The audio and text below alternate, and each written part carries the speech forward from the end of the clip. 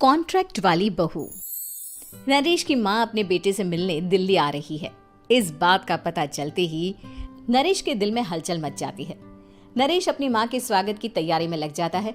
साथ ही उसे डर भी सताने लगता है कि उसकी माँ कहीं अपनी पुरानी जिद पर फिर से बैठ ना जाए। हे भगवान, इस बार बचा लो, अगले साल पक्का माँ की जिद पूरी कर दूंगा। तभी दरवाजे की घंटी बजती है। नरेश दरवाजा खोलता है तो सामने अपने मकान मालिक को देखकर हैरान हो जाता है, क्योंकि उनके साथ एक सुंदर सी लड़की भी थी। अब नमस्ते अंकल, कुछ काम था, मुझे बुला लेते।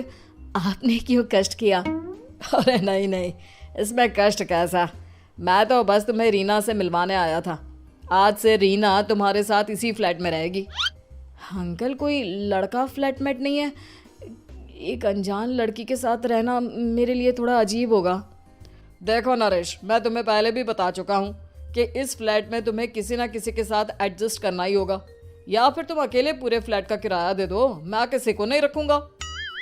नरेश अपने मकान मालिक की बात सुन के रीना के साथ रहने के लिए तैयार हो जाता है, पर अंदर ही अंदर उसे ये बात खाने लगती है कि वो अपनी माँ को क्या जवाब देगा जब उसकी माँ रीना के बारे में उसे पूछेगी। दिन बीतने लगते हैं। नरेश और रीना अच्छे दोस्त भी बन जाते हैं, पर अभी भी नरेश अपनी प्रॉब्लम का सॉल्यूशन नहीं ढूंढ पाता। एक दिन नरेश बहुत परेशान सा बैठा होता है। तभी रीना उसे पूछती है, क्या हुआ नरेश, तुम काफी परेशान लग रहे हो, सब ठीक तो है ना? हाँ सब ठीक है, बस एक छोटी सी प्रॉब्लम है। वो एक्चुअली 2 दिन बाद मेरी माँ मुझसे मिलने आ रही है। अरे तो इसमें प्रॉब्लम क्या है, ये तो खुशी की बात है। हाँ रीना, बट मेरी माँ एक जिद लेकर बैठ गई है कि मैं शादी कर लूँ, पर मैं अभी इस चीज़ के लिए तैयार नहीं हूँ। ऊपर से जब वो तुम्हें देखेगी तो 100 सवाल करेगी, क्या जवाब दूंगा? अरे इसमें कोई टेंशन वाली बात नहीं है। मेरे पास ना इस प्रॉब्लम का सलूशन है, जिससे ना तुम्हें शादी करनी पड़ेगी और ना ही तुम्हारी माँ मेरे बारे में कुछ पूछेंगी। रीना की बात सुनकर नरेश सोच में डूब जाता है। वो सोचता है कि रीना खुले ख्यालों वाली लड़की है, कहीं माँ को सच बता ना दे। नरेश को सोच में डूबा देखकर रीना कहती है, अरे क्या हुआ, किस सोच में पड़ गए? डोंट वरी, जैसा तुम सोच रहे हो ना वैसे कुछ भी नहीं है। मेरे पास एक प्लान है। मैं कुछ समझ नहीं पा रहा हूँ, कैसा प्लान? मैं समझाती हूँ। हम ना एक कॉन्ट्रैक्ट मैरिज कर लेते हैं। फिलहाल मेरे पास जॉब नहीं है, तो तुम इस रूम का किराया दे देना जब तक तुम्हारी माँ यहाँ रहेंगी, सिर्फ तब तक।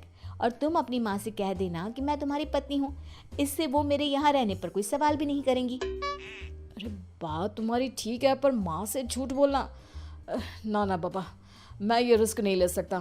कोई और आइडिया दो ना तुम।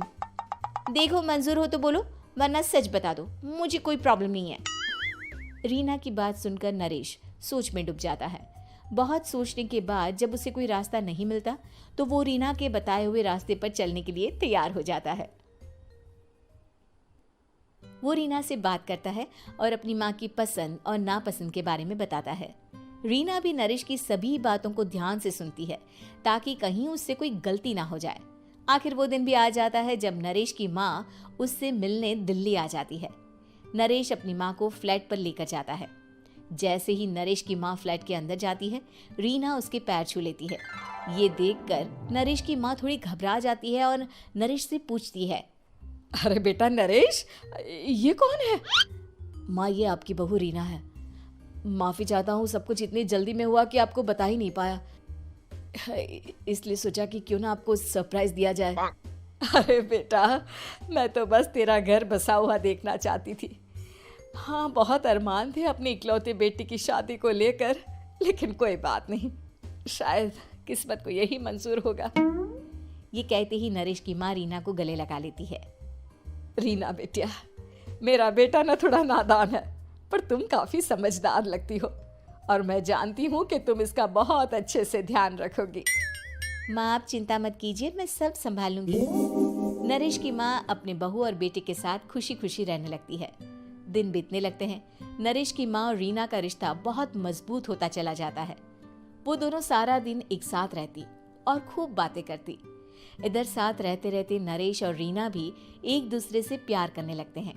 दोनों को इस बात का एहसास हो जाता है, फिर भी वो इस बात को छुपा कर ही रखते हैं। एक दिन नरेश की माँ और रीना शादी के बारे में बात करने लगते हैं।